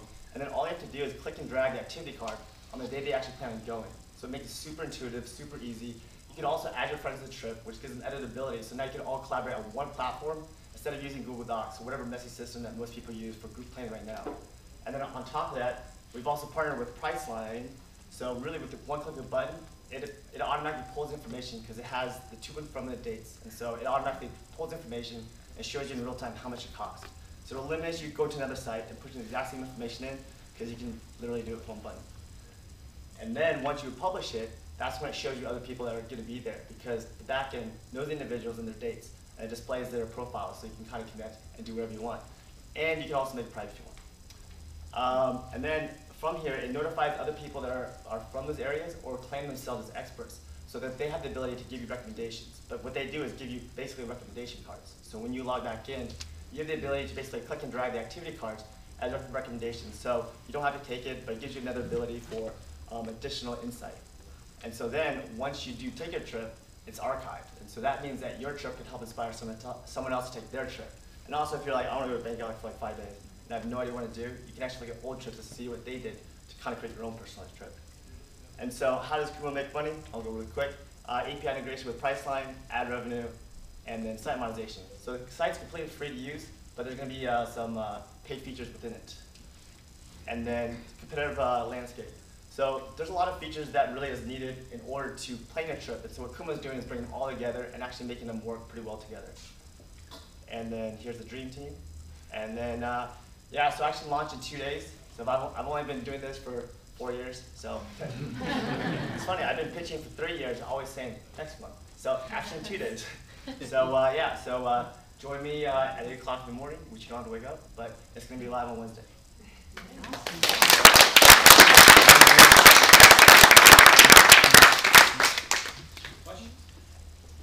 What are you looking for? Oh, users. That is, yeah. So yeah, that's the biggest thing, is trying to get user acquisition. So I've already self-funded this entire venture, which is a pretty penny. And so basically it's trying to get as many users as possible to get funding in the future, near future. What's been the most successful distribution channel for you so far? Ooh, there's two. So it's going to be the veteran community and then the minority community. So veteran by far the easiest because obviously it's like you're a veteran, I'm a veteran, and so like it eliminates a lot of stuff. Same with minorities, but it's not as good. But if it's just another business person, they're like, yeah, I'll help you with money. So definitely the connections are definitely what's essential. And also, if there was like one distribution channel that you want to tackle but you don't know how, do you have one? So the two I'm actually talking right now, so it's the veteran community because I have a lot of veteran organizations that are backing me, but also I'm partnered with Texas State, UT Austin, and St. Ed's. So because the idea is that since you can collaborate trips together, it definitely caters a lot to road trips for college students. So just anybody, I guess. Sorry. What's the most significant challenge that you faced getting to launch? Holy cow, man, web developers. I don't know. So I always say this whenever someone asks me that question. So in my personal experience, I feel like most web developers are liars because they always overpromise, underdeliver, and they say 6 months, and then it's like 6 months. It's like 12 months, and then they don't even finish it. And then they're trust me. So I went through first developer 1.5 years, second one for a year, third one. So I sold 3 of my houses to do it. So I'll definitely tell any developer. How many project managers do you have on that? How many project managers? On the development side? Oh, so I did one with professional companies. So they had 2 project managers, they had a full team, and they also cost the most, and they also did nothing. So, yeah. What's the motivation factor to become a city expert? Yeah, so that's a good question. So a lot of people ask me, or a lot of investors ask, like, what incentivizes people to help beyond just wanting to help? So that's a very, very good question. So what I've done is kind of gamify the whole system. So when you create an account on Kumo, you have to put at least one city of expertise. So for example, I put Austin and I put Seattle.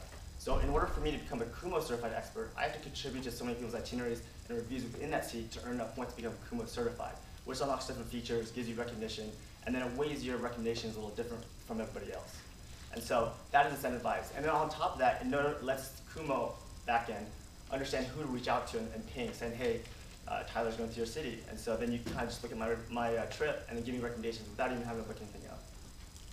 One more question. I'm still confused. Are you giving me a discount for me being a... Yeah, so no discount. The value that's added is that you can do everything on one platform, and your end result is going to be literally the entire itinerary. Since it's linked to Foursquare, you have the address, all the activities, and then because if you decide to have it public, that means other people can give you recommendations. Because anybody that travels, most of us can say that what's good now, it's not always good in 6 to 12 months. So we have an interpersonal ability for people to say, that's actually worked out. Because I actually didn't know that Franklin Barbecue was worked out. And so those kind of things like that. Or someone's coming here for South by Southwest, and you look at their itinerary, you're like, yeah, you're not going to be able to give me that. So for the ability for people to actually give you real insight is what's the huge value. Last question. What's the incentive for people to give insights? Right, so that goes back to the city experts. So as you give more recommendation to people, your rank within the site increases. And so the idea in the long term is that the points, so every recommendation you give, you're going to get like a Kumo point, or some set as Kumo points. But the idea is once you start earning enough Kumo points, if everything go according to plan, there'll be a Kumo store that you can use those points as a way to get free merchandise, discount trips, or unlock features on the site, which might have been 99 cents to unlock anyways. So those are all the benefits, but in reality, it's like just helping each other. Awesome. Appreciate your time.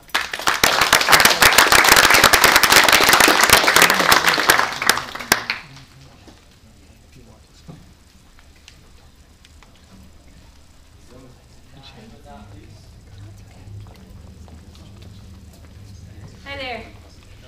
I'm Katie Stevens. I'm the CEO and founder of MakeCrate. And I know a couple of you have already seen this presentation, and my jokes will be exactly the same. So I apologize for that. MakeCrate is a STEM subscription box paired with a digital learning platform that teaches middle school and up how to code and build circuits. I'm an educator.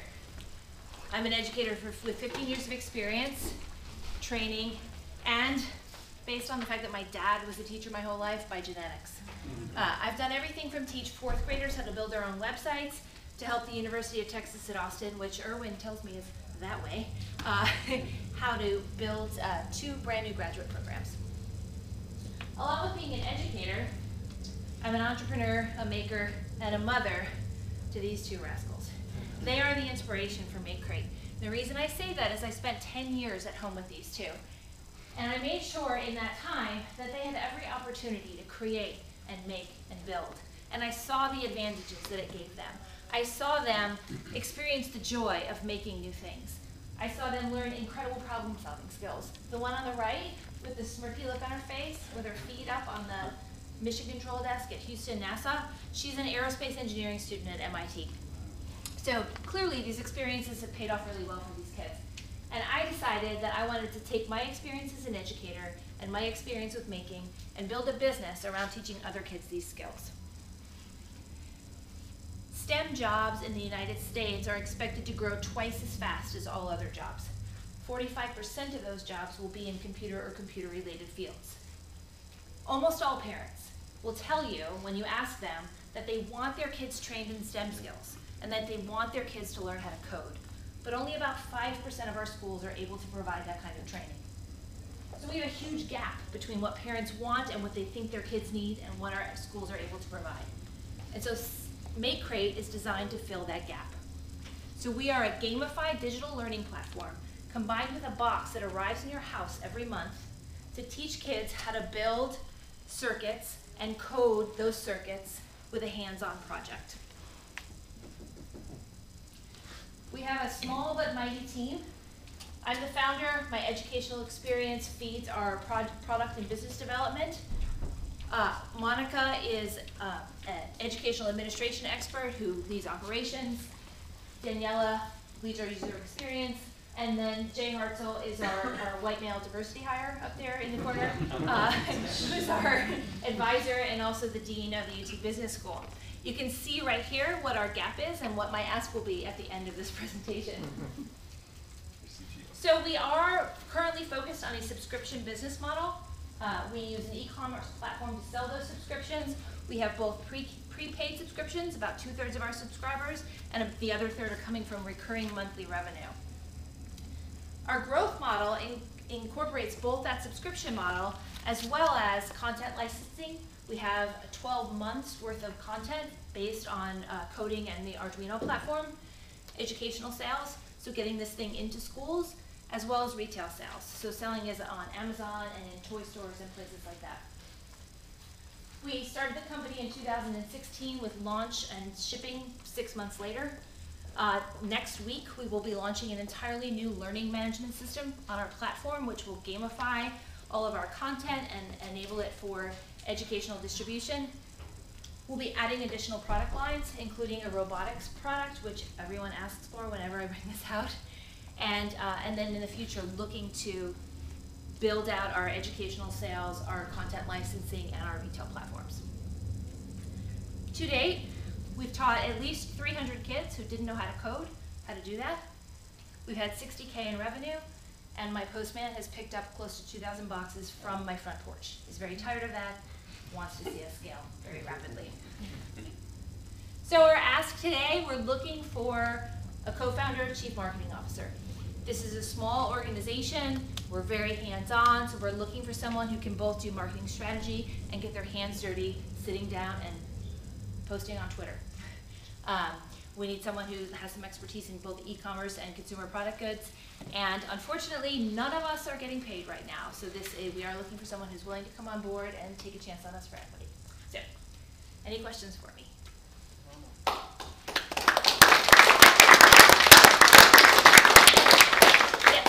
Is your daughter at MIT an employee? Is she an employee of my company? Yeah. She is not. However, she spent her summer this year doing a cross-country bike ride from Washington, D.C. to San Francisco, where she made 10 different stops doing STEM education in community centers across the country, and Make Create was a part of that initiative. So, sort of, she's an employee. Unpaid marketing. Yes, exactly, exactly. Yes. When the box arrives to the child's home, what kind of support do you provide from the moment they open it to know what to do with it? That's a great question. And so that's where the digital learning platform comes in. So you get your box, you open it up, and then you immediately log into your account on our website, where we have downloadable printable instructions that are literally step-by-step. There's a picture for every component you're adding to that circuit. Then we have both coding tutorials as well as downloadable code. We have troubleshooting guides that walk you through the common errors that might occur in building a circuit. And then we also have challenge exercises. So as you progress through this, we'll get to a point where we suggest to you things you might do that combine maybe what you learned in month 2 with what you're learning in month 6, so that you can show off your learning. All of that's been gamified. So as you walk through the platform, you're earning badges and points for completing all of these exercises. There's leaderboards where you can see how you compare to other kids and things like that. Yes? Is there a way that you can make those instructions into video format where it's literally like a teacher running through? They are in video. Okay. Yes. Yes. So there's both a printable set as well as all these awesome videos of my hands as I build these things and talk you through the process. Great. Yeah, and ultimately we're hoping to build that into an app. One of the issues with doing it on either a tablet or a phone right now is that the code is within the Arduino integrated development environment, and that's only available on PC or Mac. So figuring out how to get the code for kids who are using a tablet to their machine is a little bit of an issue right now. Last question? Yes? I would imagine once they receive the crate, they love it so much. So how far out are you as far as producing new crates? We have 12 months right now of crates. That's a great question, right? And so that kind of limits the long-term value of our customers. Once we kind of establish our sales cycle, we will be able to refocus on content establishment. We're really, really focused on that middle school audience for a bunch of reasons. One, that this is where it's just a really great age for them to start accessing these kinds of things. Two, it's an age where, you know, this is a great gift. If you're looking for something to give a kid for Christmas, if you're their aunt or uncle or grandparents, it's a great gift. And middle school, like they're aged out of toys and you're looking for new things. So I lost my train of thought there. But so we have essentially 3 years that we want to be able to reach these kids. And so our ultimate goal is to have 3 years of content that they can go into. Awesome. Thank you, Katie. Yeah.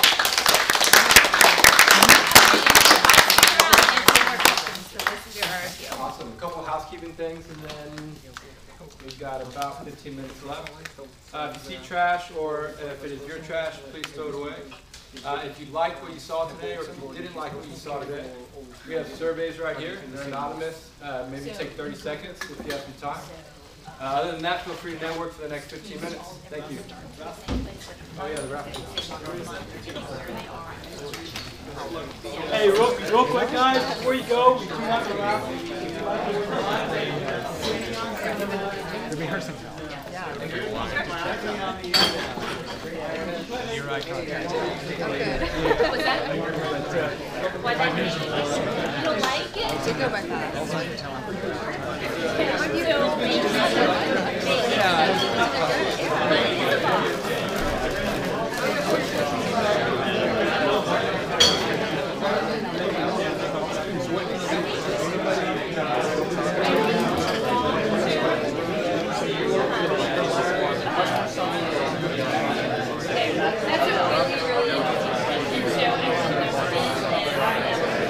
So interesting, like I said, yeah. Here I was talking about the It other. was interesting that they put Yeah. In terms of healthcare.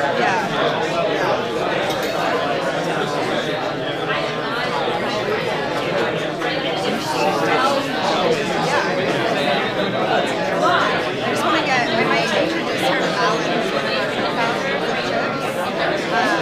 She also has a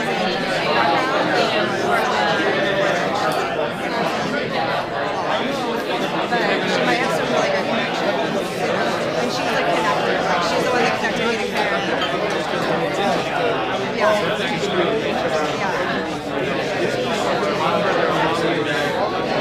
That's what you have to do. It's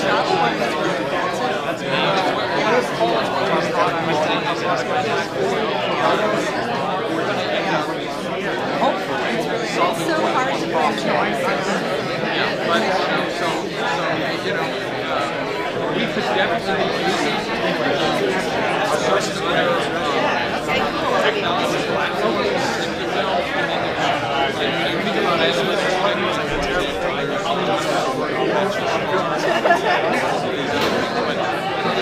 there's various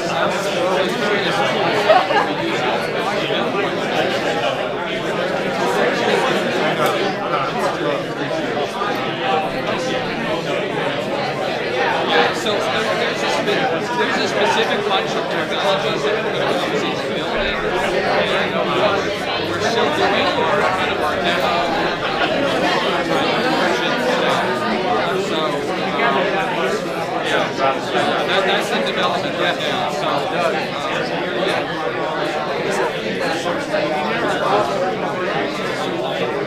got a good friend who's trying to get it. It's not good credits.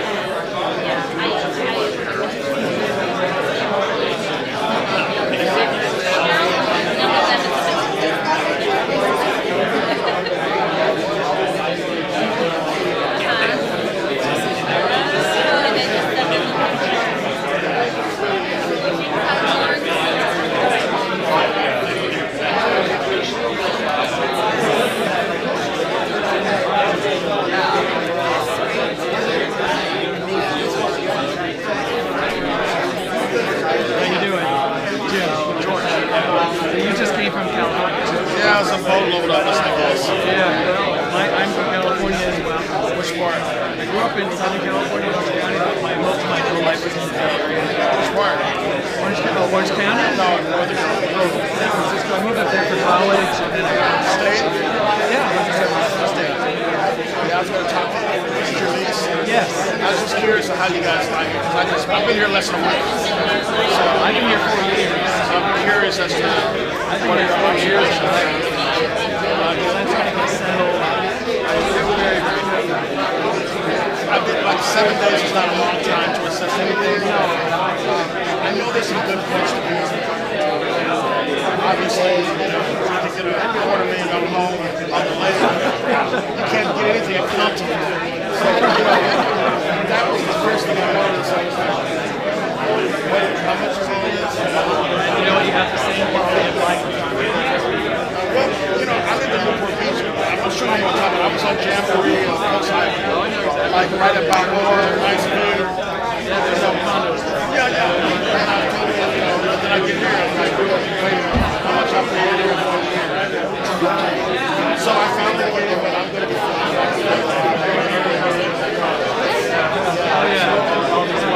Oh yeah, I'm happy to I always want to have local services.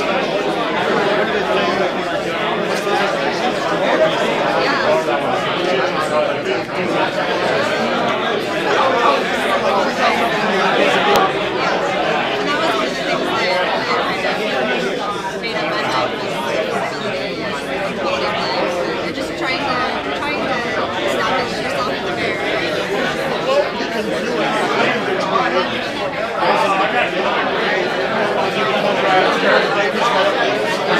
I was up there with Mr. Mark. So I need to do places like George and Kelly. I was one of those things. But I went to the restaurant. There's cha-cha-cha. You'll find all the new stuff. Yeah, man. Check this out.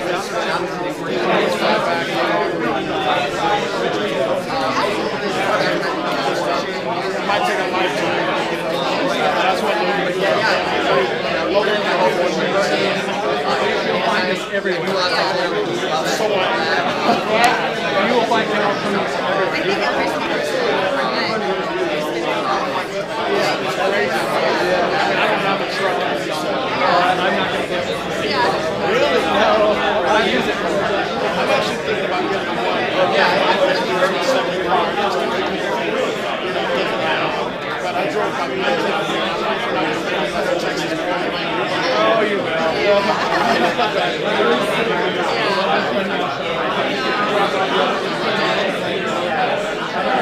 We actually be great.